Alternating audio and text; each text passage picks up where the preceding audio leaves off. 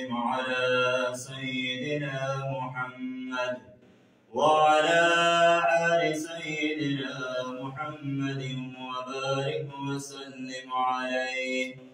السلام علیکم ورحمۃ اللہ وبرکاتہ۔ لوگوں میں عزت حاصل کرنے کے لیے اور فراخ رزق کے لیے اللہ تعالی کا بڑا ہی پیارا نام یا عزیز کا وظیفہ پڑھنا سیکھیں گے۔ معزز ناظرین، آج میں آپ کو اللہ تعالی کا بڑا ہی پیارا نام یا عزیز پڑھنے کے فوائد بتانے جا رہا ہوں۔ اس کے پڑھنے کی وجہ سے اللہ تعالی آپ کو غلبہ عطا فرمائے گا، آپ کو عزت شہرت عطا فرمائے گا، بہترین رزق عطا فرمائے گا۔